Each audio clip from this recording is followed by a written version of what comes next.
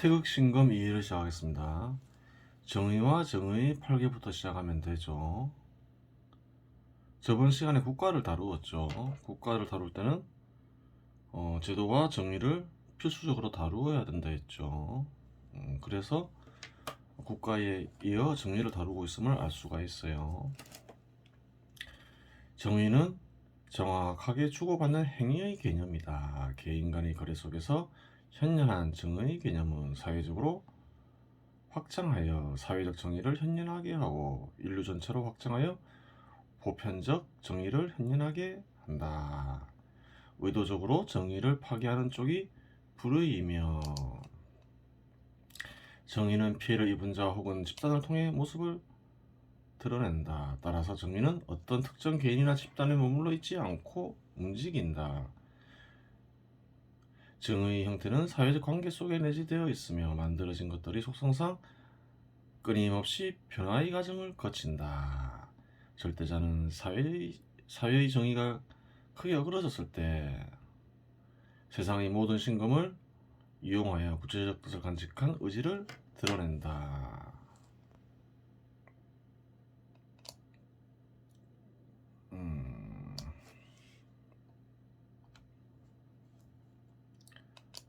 사회의 정의 한번 볼게요. 1.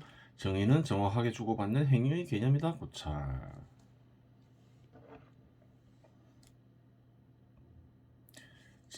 정의를 규정하고 있겠죠. 정의는 정확하게 주고받는 행위의 개념이기 때문에 구체적인 질과 구체적인 양이 반드시 발견됩니다.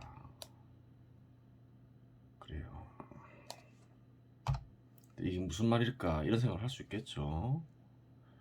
만일 누군가가 정의를 외치는데 구체적인 질과 구체적인 양이 발견되지 않으면 그것은 정의와 관련이 없습니다. 오히려 그러한 자는 악인일 가능성이 큽니다. 정의가 무엇인지 모르면서 정의를 외치니 이는 위선에 해당되는 것이고 부당하게 무언가를 획득하기 위한 목적으로 거짓을 얘기하고 있기 때문입니다.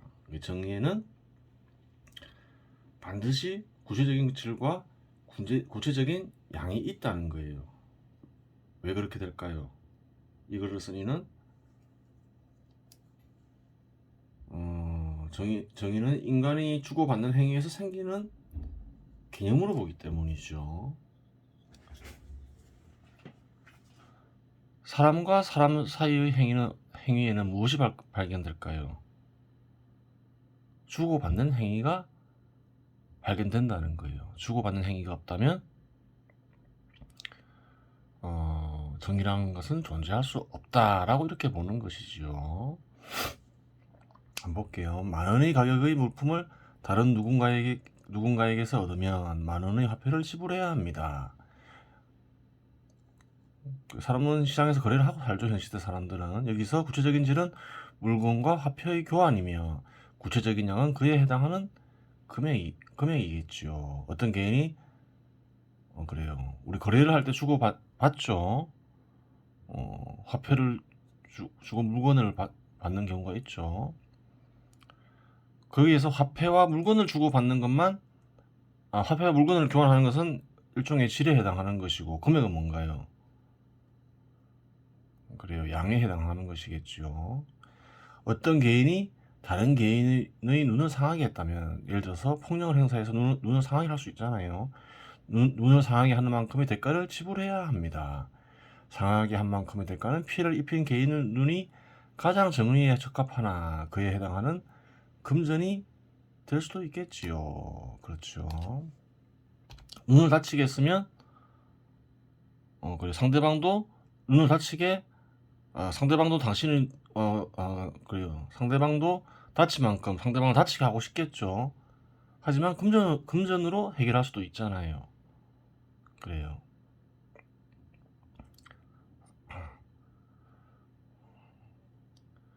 주고받는 행위가 보인다는 거예요. 생필품을 얻기 위하여 혹은 상품을 생산하기 위하여 누군가가 활동 지출을 제공하고 노동보다 활동 지출이 낫겠죠. 그래요. 육체적 노동만 거래하는 건 아니잖아요. 활동 지출을 이용하였다면 그에 합당한 적정 임금을 주고받아야 합니다. 그렇죠. 누군가가 흔히 있는 일이죠. 그래요. 기업가가 누군가로부터 누군가와 거래할 수 있는 거죠. 활동 지출을 10시간 일해라 얼마 줄게 이런 식으로 주고받는 게 발견되죠. 활동 지출에 대한 개념은 뒤에서 다루도록 하겠습니다. 좀 전문적인 부분이 있으니까 그렇겠죠. 구체적인 질은 활동 지출의 거래이며 구체적인 양은 금액으로 표시되는 적정 임금이 됩니다. 그래요. 국가가 다른 국가에 전쟁을 일으켰는데 패하면 그에 대한 대가를 승전국이 받아야 하지요. 전쟁은 구체적인 질이 되며 배상금은 구체적인 양이 되는 것이지요. 인간과 인간 사이의 행위에는 무엇이 반드시 발생하나요? 주고받음이 발생한다는 거예요. 그래요. 부모 자식 가족에 보면 부모 자식이 있죠. 서로가 서로의 행위를 하고 있죠. 거기에도 뭐 정의가 있다는 거예요. 주고받는 행위가 없으면 정의는 없다는 거예요. 이처럼 정확하게 주고받는 행위의 개념이 나타나고 그러한 개념이 발전하며 문명의 질적 전환의 운동력 중 하나가 되는 것은 인간에게만 해당되는 것입니다. 다른 사람들이 변화 과정에서 찾아볼 수 없는 것입니다. 정의를 이렇게 정확하게 주고받는 행위라고 규정하지 못하더라도 직관적으로 주고받는 행위가 정의인지 사람들은 알까요? 모를까요? 안다는 거예요. 자신이 준 만큼 덜 받으면 어떻게 생각하나요? 그래, 정의를 어기니까 불의하다 생각하는 거죠.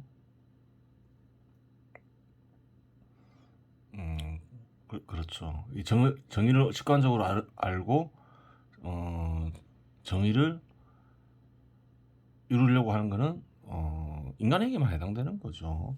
정의는 문명을 이루는 모든 시대, 모든 공간에서 저절로 드러나는 것이니 선천적인 것입니다. 그래요.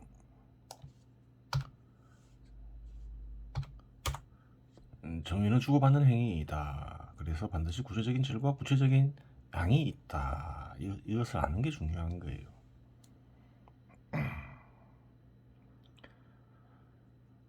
정의에 위배되는 행위다 이러면서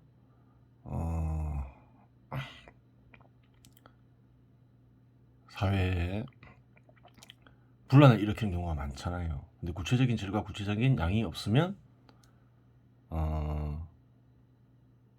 정의와 무관한 일이라는 거예요. 그래요.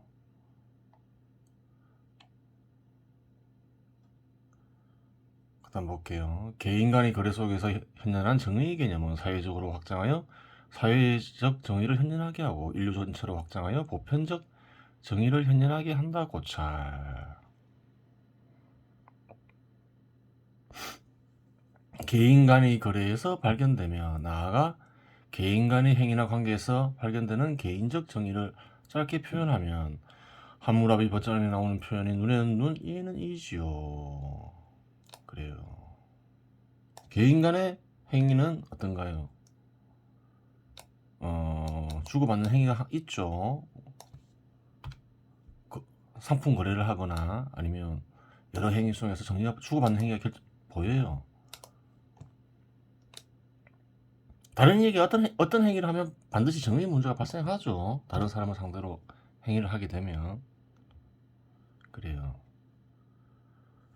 하지만 눈을 다치게 했다고 하여 다치게 한 이의 눈을 상하게 하고 생명을 상하게 했다고 하여 생명을 해친 이를 사용하는 것은 사회 유지 발전에 해롭다고 판단하여 제도가 성립되어 발전함에 따라 정의를 실현하는 타당한 방식이 모색되니 그러한 정의가 바로 사회적 정의에 해당되지요.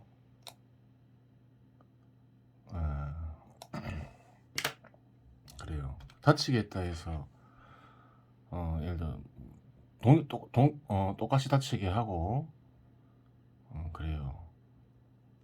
죽였다 해서 무조건 사용하는 일은 사회 유지 발전에 해롭다고 판단하니 다양한 방식들이 모색이 되겠죠. 그래요. 물론 대가를 치르게 하죠.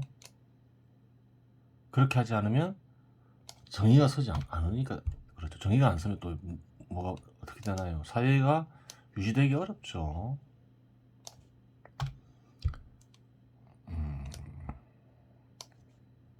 그래요.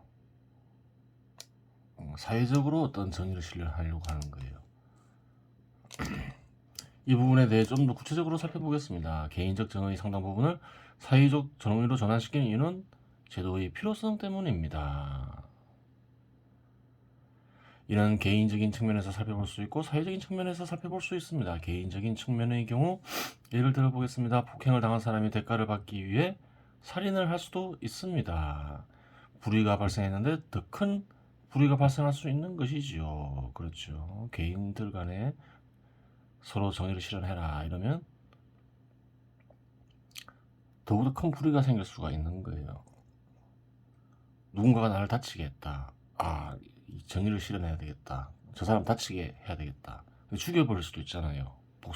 복수심이 불타서. 그렇죠. 어떤 경우는 불의를 당했는데 힘이 없어 대가를 받아낼 수 없을 수도 있습니다. 따라서 개인 간에 발생하는 정의 문제 모두를 개인에게 맡길 경우 정의의 실현은 불가능해지고 오히려 사회의 혼란을 야기할 수 있습니다. 그렇죠. 복수를 할 수도 있지만 개인 간에 어떤 불의가 발생했을 때 힘이 없는 이가 대가를 받아낼 수 없을 수도 있잖아요. 그래도 문제가 되는 거죠. 사회적인 측면의 경우 개인 간에 발생한 불의가 집단 간의 분쟁으로 확대될 수 있습니다. 집단 간의 분쟁이 발생할 경우 이는 그 사건 자체만으로도 사회에 큰 혼란을 야기할 수 있습니다. 그렇죠. 집단 간의 싸움으로 확장될 수 있는 거죠. 예를 들어서 아이들 간의 다툼이 가족 간의 다툼으로 번질 수도 있는 거예요. 또 개인적인 문제가 집단 간의 다툼으로 커질 수도 있잖아요.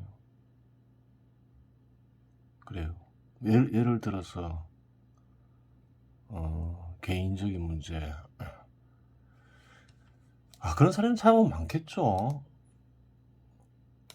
얼마 전에 이런 사건도 있었죠.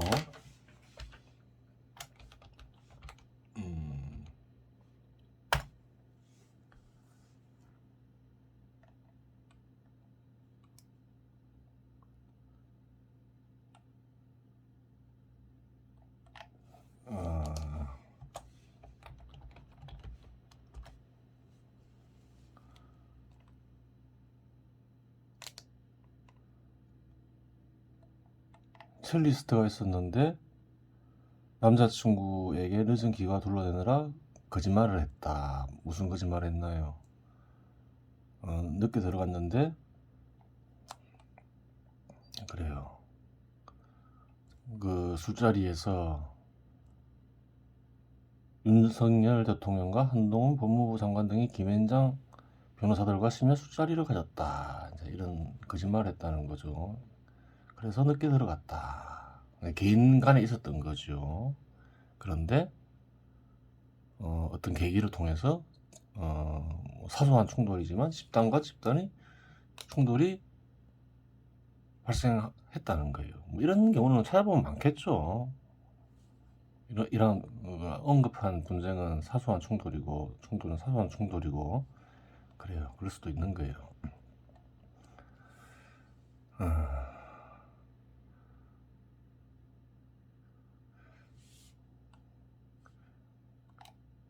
이처럼 개인적 정의가 사회에 영향을 미칠 수 있기에 제도의 필요성에 의해 개인적 정의의 많은 부분이 사회적 정의로 질적 전환을 하게 됩니다.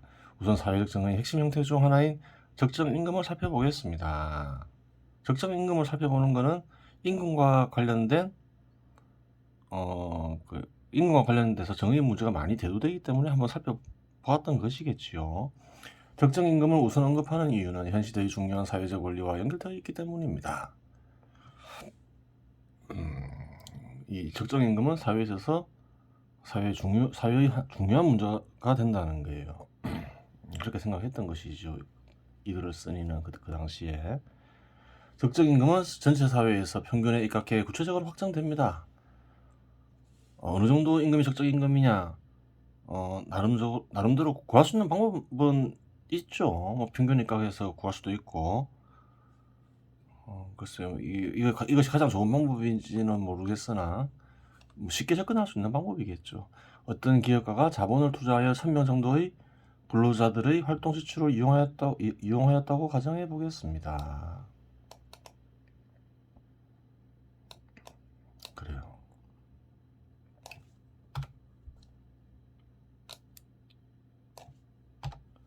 예를 들어 적정 임금을 지불하였는데 그러고도 1조를 벌었다고 가정할 경우 그 기업가는 근로자들에게 더 많은 임금을 지불해야 할까요? 물론 지불할 수 있습니다. 지불할 능력은 있는 거죠. 큰 돈을 벌었을 경우에. 하지만 추가적인 활동 지출을 제공하지 아니하였으니 주지 않더라도 정의 원칙에 위배되지 않습니다. 그렇죠. 몇 시간 하면 어느 정도의 적정 임금을 설정해서 거래를 하겠죠. 줬어요. 그렇죠. 줄 수 있겠죠. 근데 줬어요. 줄 수도 있고 안 줄 수도 있겠죠. 안 줬다 해서 정의의 원칙에 위배되지 않는다는 거죠. 물론 기업가가 적정 임금을 지불하지 않고 그 큰 이득을 취했다면 불이가 됩니다. 정의 이치에 입각해 볼 때 근로자도 마찬가지입니다. 활동 지출을 정상적으로 제공했는데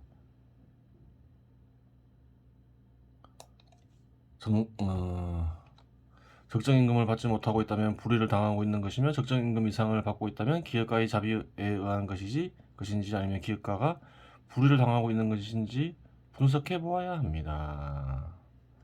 적정 임금은 사회적으로 시장에서 결정되는 것이지 개별 기업의 사정에 따라 결정되는 것이 아닙니다. 그래요. 시장에서는 넣었죠. 사회적으로 결정되는 경우는 어떤 경우일까요? 시장에서 결정되는 것은 그래요. 많은 사람들이 서로 거래를 통해서 결정된다는 거죠. 그건 사회적으로 결정되는 거죠. 또 사회적으로 결정되는 거는 또 어떤 게 있을까요? 그래요. 협의에 의해서 결정되는 경우도 있겠죠. 대표자들 간에. 그런 경우도 사회적으로 결정된다고 얘기할 수가 있는 것이겠지요. 현실에서는 적정 임금이 지급되기보다는 제각각 기업의 전체 인건비가 결정되고 인건비에 각해 임금의 크기가 결정되어 지급되고 있는데 이를 깊이 이해하기 위해서는 층과가치 분할률을 알아야 합니다. 좀 전문적이죠. 층과가치 분할률은 뒤에서 별도로 보다 상세히 다루도록 하겠습니다. 임금은 주로 어떻게 결정되나요? 주로 시장에서 결정되죠. 기본적으로 시장에서 거래되니까. 근데 안 그런 경우도 있다는 거예요. 어떤 경우 안 그럴까요? 협상을 할 경우에 그렇죠. 협상을 하게 되면 시장 가격에 의해 결정되는 게 아니잖아요. 어떤 사회적 위력에 의해서 결정되잖아요. 한국에는 그런 사례도 많죠. 그래요. 노동단체가 기업과 거래를 하는 경우도 있는 거예요. 즉 지금의 시대에는 적정 임금을 주고도 큰 재산을 축적할 수 있는 기업가의 시대입니다. 그래요. 현 시대의 정의 형태가 그렇게 이루어지게 하고 있기 때문입니다.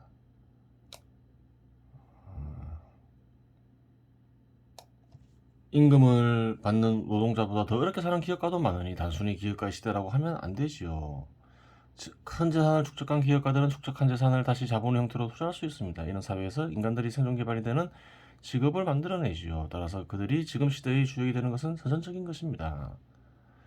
단순히 기업가가 소득을 많이 얻는다. 그런 차원에서 큰 재산을 벌 수 있다. 그런 차원에서 기업가 시대라고 하는 게 아니에요. 뭔가요? 현 시대는 어떤가요? 엄밀히 왜냐하면 이제 시장 지배 시대인데 기업가가 주역이 되는 시대다 이 말이겠죠.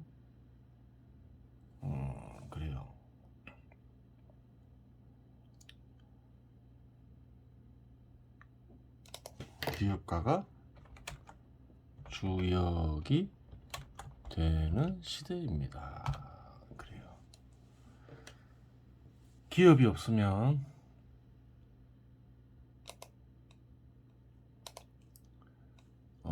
기업은 기업 소유자에게도 기업 소유자에게도 삶의 터전이 되지만 근로자들의 삶의 터전도 되는 거죠.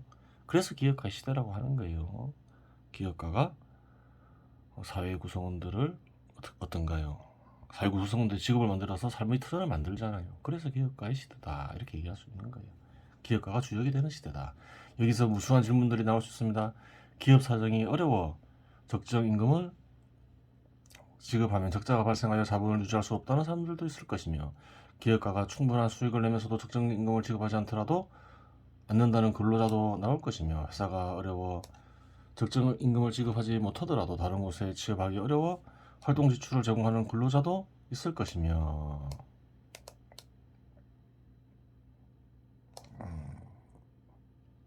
그래 여러 상황이 나올 수 있다는 거예요. 여러 문제가 발생할 수 있는 거죠. 자비를 베풀기 싫은데 노동조합의 위력 때문에 초과 임금을 지불해야 하는 기업가도 있을 것이며 등등. 이러한 문제들은 사회적 문제로서 이러한 문제의 해결에 대한 사회적 노력은 정치 영역의 역할을 생성시킵니다. 그래요. 막 사회적으로 임금과 관련된 문제는 여러 측면에서 발생할 수 있죠. 또 그 세계를 정치 영역에 맡길 수도 있는 거예요. 정치 영역 역할이 생긴다는 거예요.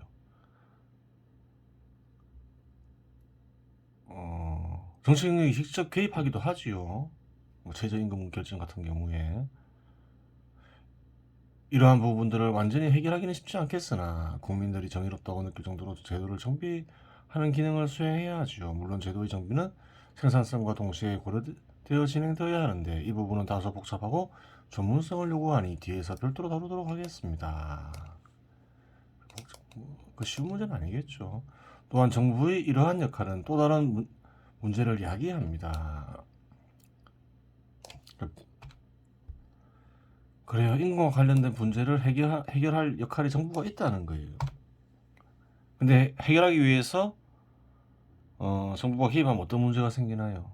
적정 임금을 어떻게 설정할 것인가, 부동한 부분들을 어떤 수단으로 해결할 것인가 등등 많은 문제가 발생한다는 거예요.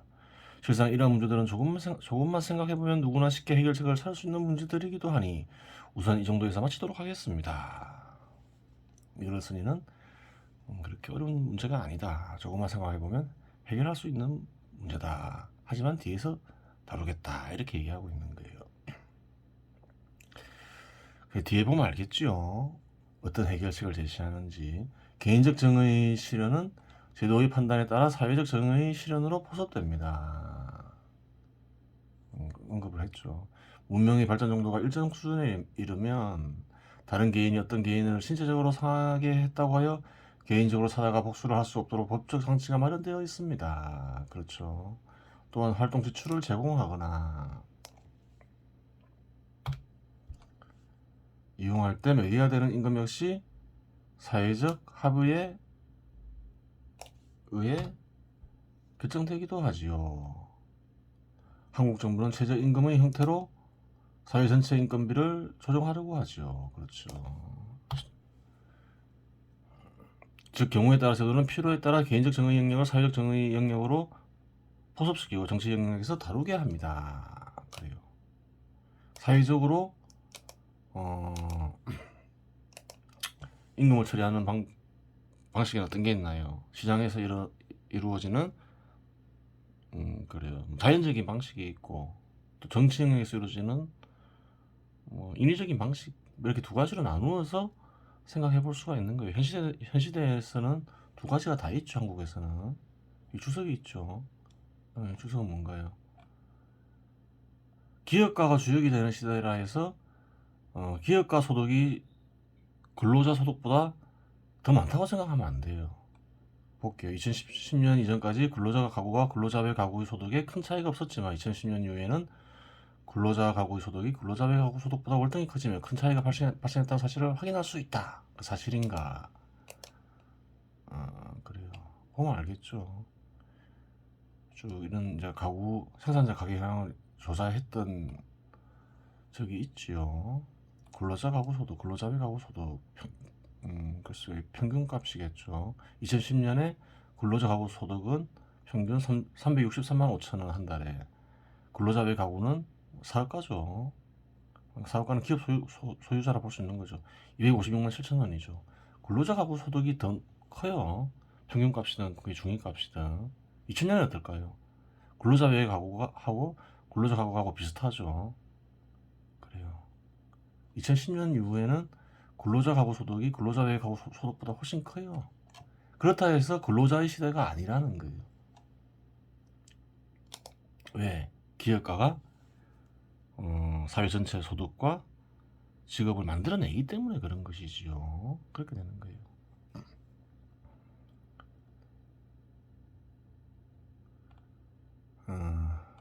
위에서 제시한 개인적 정의가 사회적 정의로 발전한 형태는 확인하여 알 수 있습니다. 이런 것은 개인적 정의가 사회적 정의로 바뀐 경우는 얼마든지 확인 가능하지요.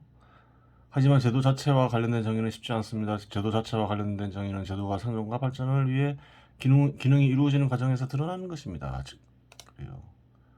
제도 자체와 관련해서도 정의 문제가 제도될 수가 있다는 거예요.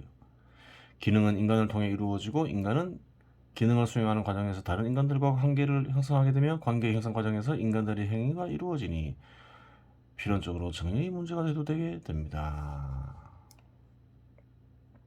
그래요. 제도 전체에서도 제도 자체를 대상으로 해서 인간들의 행위가 이루어지니 그 속에서도 정의가 발견된다. 그걸 그렇게 얘기하고 있는 거죠. 그래요. 이번 시간 여기까지 하겠습니다.